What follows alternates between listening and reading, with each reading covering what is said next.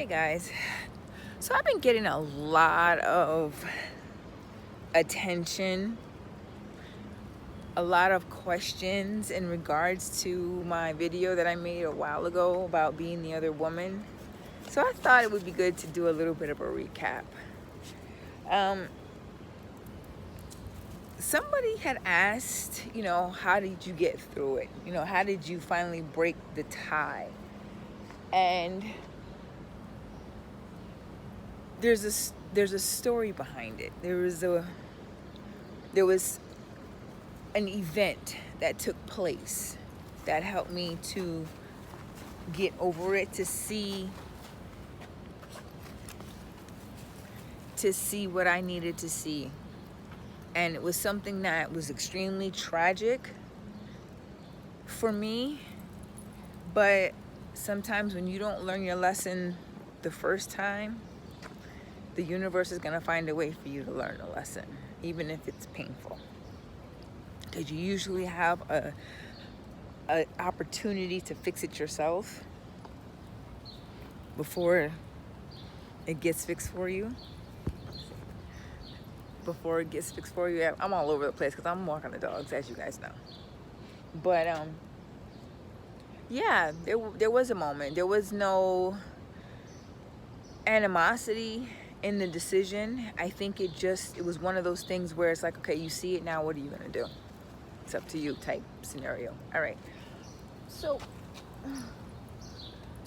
basically, hold on. I'm not sure I shared this story before, so I'm gonna share it now.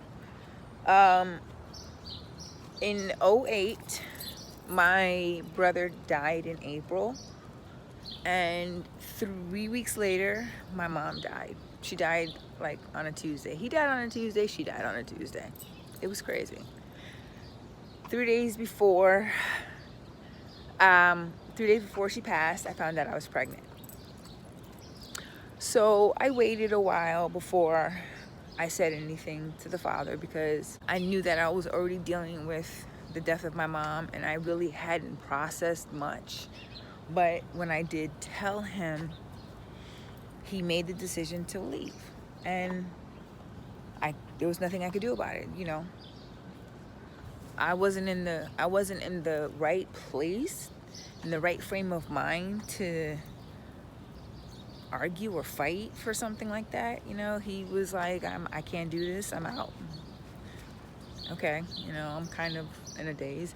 But that wasn't the defining moment. The defining moment came much, much later. It was a while, not too long after my mom died. I want to say maybe about a few weeks. I feel like it was a few weeks. It might have been a little bit more than that. It felt like, I don't know. But anyway, I asked that universal question that, you're not supposed to ever ask God, and God did. I was like, why'd you take my mom? Like, I just need to understand. I mean, I understand death. I just need to understand why her. And the voice said, because your brother needs her, and it made perfect sense to me. It literally, don't ask me why, but it made sense because my brother died probably very abruptly. He knew he was dying, I guess I want to say the day of, because he was supposed to be having a procedure. So he knew, but my brother didn't live the type of life he should have lived. My mother, on the other hand, she did her very best, and everybody loved her, and she was always giving to everybody. Come on, let's go. But anyway, so it made sense, because it's like, all right, I've had my mom my whole life. My brother didn't have his. And she, maybe he wasn't doing too good on the other side, and that's just how it made sense to me. But the other part was like, two of God's best angels are gone, and in place of it was replaced with another angel. It's my son. And I thought about it for a second, and I said, you know what? Only God has the ability to make something like that happen. Only God can do something like that. Only God knew my heart in that moment and knew the only thing that would help me to get over the loss of so many people in my life. You know, like, and then as the months went by, I had time to kind of really process the single lesson because I couldn't remember anything else, but I remembered that lesson. And the more I thought about it, the more of a reality it came to me. I'm like, yo, I'm bugging, you know? And then throughout my pregnancy, I had to do it by myself. I had to buy the stuff, went to all the doctor visits by myself. It wasn't the same.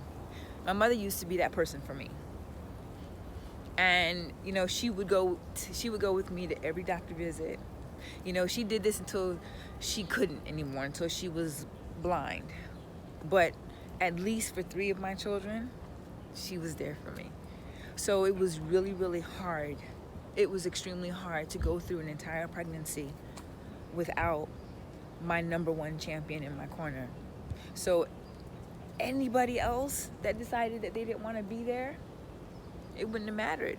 I was in too much pain anyway. You know, after my son was born, I slowly, because I still had to get over the mourning process. I still had to kind of get through that. Once I was able to get through that, and that took me a while. That took me a long time. But it didn't take me long to decide that I just didn't want to be in a relationship with somebody who could walk out on somebody who just lost their mother. I just wasn't important enough. You know, sometimes in life you think about fear and what you're gonna do and what you're not gonna do, what you're prepared to do for a person and what you're not prepared to do for a person. And he went as far as he was prepared to do. And I had to go the rest by myself. And in doing that, I had to deal with what truly being alone meant. So there's always a choice when you decide to deal with a man and a situation that he might be in. It's always a choice. And if you know you're not doing the right, or if you know you're not making the right choice, trust me, the universe is going to make it for you, and it's going to do it in its own sweet time, and the lesson is going to be so brutal. So yeah, I get to, like I said before, you know, the best part about my situation right now is I don't get to know anything.